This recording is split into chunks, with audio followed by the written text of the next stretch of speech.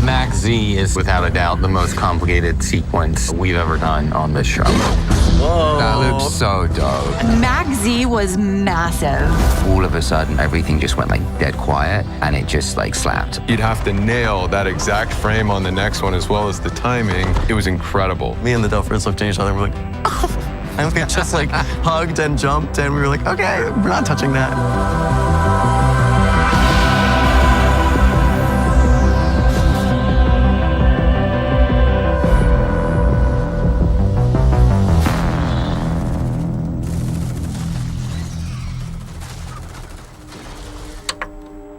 We put on different hats. So when we're writing, we're just writing. We're just writers. We're not thinking about how to execute anything because it would just be too overwhelming and we would never end up writing a sequence like this. To do the sequences, we had to rebuild downtown Hawkins at our studio lot.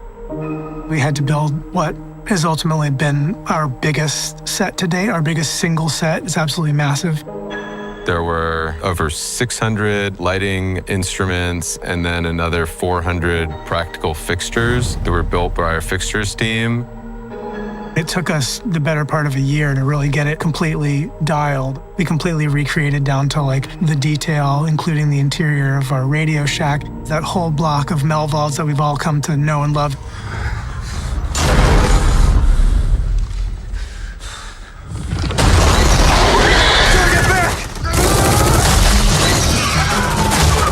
When I read the script, it was daunting because the amount of scenes, you're just going through pages and pages and pages. I started really with very rough sketches, and then the storyboards get more and more fleshed out.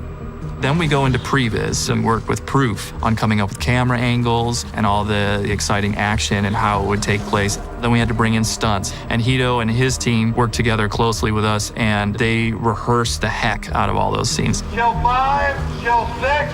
Go! John! It was a lot of fun putting this sequence together. It was a lot of work and a lot of people. All the sequences that I've choreographed, I end up doing a stunt previs, and I shoot the entire sequence out, cut it, edit it. I even throw visual effects in to kind of give the whole picture in the end to kind of present to everybody to say, here's what we are going to do. The Max Z is supposed to be situated in the center of a destroyed Hawkins, so we're extending out the town. The destroyed library is all visual effects. We're adding in the Demogorgons. We're adding in muzzle flashes on every round of every bullet that's getting fired. And when you have 75 soldiers running around, it's a lot of bullets. We're getting out of here, all right? Eyes on me. Stay close. What was really complicated is when the demos come in and start attacking, we wanted to go into a single shot because we really wanted it to feel like a war zone. And our thought was the best way to do that is to really be with the characters from beginning to end. Don't chop it up into a bunch of pieces. Follow them as if you're like a documentary crew through this war zone, seeing these horrors. It was wider than we normally shoot. You can actually see what's happening not just in the foreground, but in the middle ground and to some extent in the background. It made it that much harder for Nick because our seams that were connecting these shots were all done physically handheld while he's running around. He'd have to run up a hill and like tilt up, but then he'd have to nail that exact frame on the next one as well as the timing as he came into the next piece of the shot. We played it back and spliced them together. And it was incredible. Is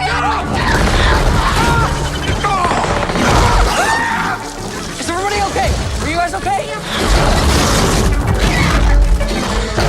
Look at that shot. Max Z was massive. We had some of the best stunt performers in Atlanta. There's still Demogorgons attacking guys in the deep background, so we had to see bodies flying in the background. So those pieces had to be put in. I would have to just shadow behind Nick and know we're gonna get ready to see background fly over here. So I had to count down for my riggers to either pop the ratchet or do the hand pull. Nick was so consistent that I knew once he adjusted his camera move, I knew my timing would work out perfectly. It It was such a dance. It was such a dance. Go, go, go, go, go, go. Look. I have a dance background. My mom's a choreographer, so I grew up in a dance school doing ballet. I take that world and I implement it with operating. I will memorize the choreography of the stunt, and then I will choreograph my footwork and the camera's movement to the stunt choreography so that it's exact every time. I will do a pas de bourrée and a rond de jambe, and I'll feel the mat with the corner of my toe, and then I'll make my way through that little window that I have to move through.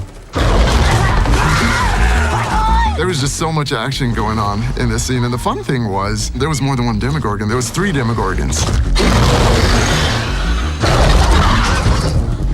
We have stunt people dressed up in just gray suits with tennis balls on their heads to make sure that everyone has the right eye line. It helps the cameraman a huge amount because they have a lot of trouble framing for something that's not there. We had Lance and Alex, who were 2 other amazing creature performers, and sometimes we would just have fun on set saying, hey, how many kills did you get? Oh, I got 6 kills. Oh yeah, I got 10. We're all gonna die! Stay behind me, stay behind me!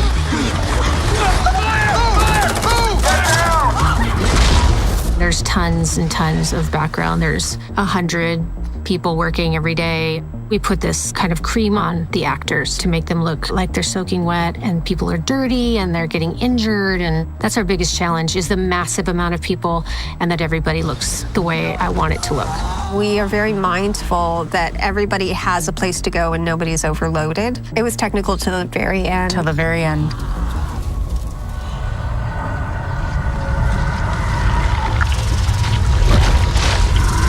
We had the initial flashback to Vecna 1.0, as we call him, but we had not seen Vecna 2.0, and we knew that when he arrived, we wanted it to feel like this huge moment. We referenced the Darth Vader scene in Rogue One. When he comes in, it just feels like an unstoppable force.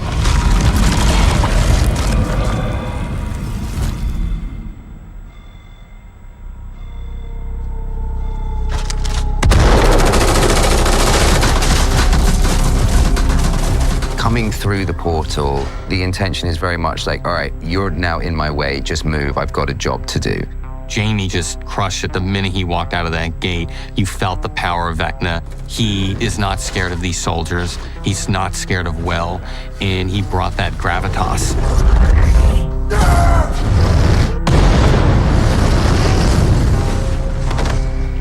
There are certainly more moments of kind of cockiness, I feel like, in this season than there were before. It's like with the pins of the grenade, you know, I pull the pins out and then I just tilt my head and I'm like, oh, it's buy time, and then throw them.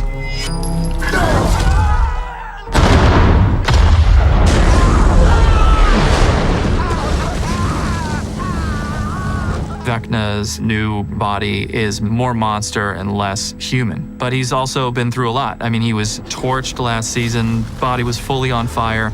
Then he was shot up close and personal with a sawed-off shotgun and tossed out of the Creel house. So all those things had to also be a part of his new design. There are burnt textures that are placed into the vines to make it look like the vines were trying to grow over and heal over some of that trauma, and that it is a part of his character now. He's vengeful. It's just this extreme version of Vecna that we haven't seen before. Everything had mutated to the point where you could see through vines and all the roots in his body, which is something obviously we can't create practically. So we kind of fell on this middle ground where we did Head and Shoulders on Jamie. We had a Lycra skin-tight catsuit that we made, which was covered in tracking markers for the visual effects. Vecna 2.0 this season takes close to 3.5 hours. The makeup is reduced significantly from last year, which took close to 6.5 hours. It was the imposing size of him that I really wanted to make sure that we had. And so I emailed Barry Gower and I was like, Barry, you know, can we try and maybe put something, you know, on the shoulders, on the chest? Because I still have to be kind of thin for Henry too. So it's not like I could like fully bulk up. So he put in football pads, basically, and then in the sides, these grenade packs that I call, or my ammo packs. They just help me keep my arms in a good posture where I'm not having to kind of walk around too much like a rugby player, where it's actually kind of normal and natural. It's a perfect marriage of practical and digital effects, but I think it's very important that we can still see Jamie's performance drive through that as well.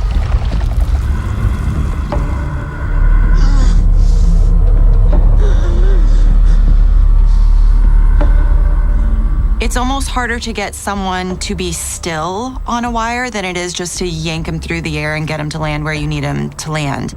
It's such a huge acting moment. I didn't want Noah thinking about the harness. I didn't want him thinking about the wires.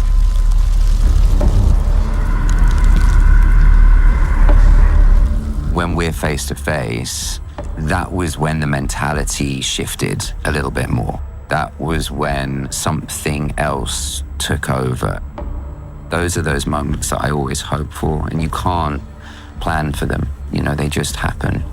Every once in a while with an actor, you see them lose sight of themselves entirely and become that character. This is one of those moments where Jamie seemingly lost complete sight of who he was and the kind person that he was and truly became 100% Vecna. And it was powerful to watch, and fortunately we caught it on camera. Can you see them, William? Can you see the children? All of a sudden on take 3, everything just went like dead quiet, and it just like slapped. There's definitely like a feeling when you just get lost in it and you're not thinking about anything else. And when you find that feeling, it's like, don't mess with that. It's like stepping away from the mind. Like Yes. that's kind of how I was. Like out of your body. Totally. Some minds, it turns out, simply do not belong in this world. I'm only looking in your eyes, and all I see is that mask, and it's horrifying.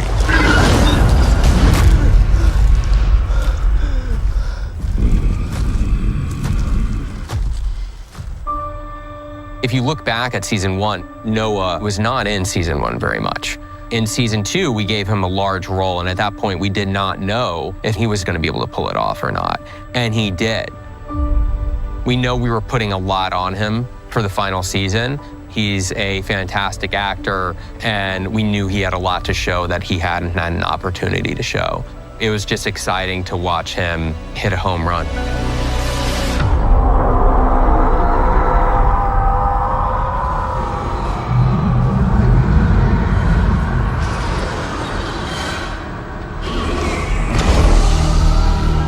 For this, I was playing 2 different feelings.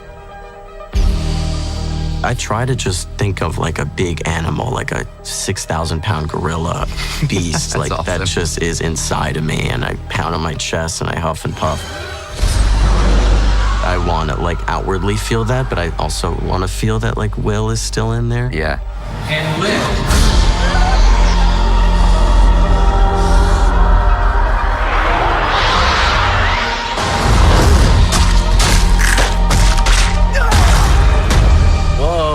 So dope. Wiping bloodshots is always cool. Right? Yeah, and it's yeah. in slow-mo, like nothing looks bad in slow-mo.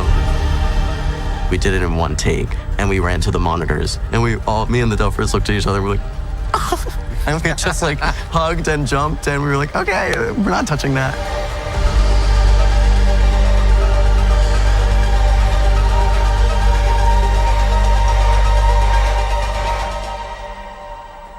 Everyone really contributes. There's just so much to do that it pulls the most out of every department, and it's a beast. I would consider Maxie the real pinnacle. I think it showed that we're not afraid to put ourselves out there in complicated situations where you'd rather you wouldn't be.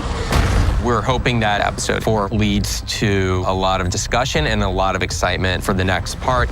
We knew it was going to be in 2 parts, and so we wanted it to almost function like 2 big movies. We wanted to build to a big climax that would hopefully leave people exhilarated and dying to see what happens next.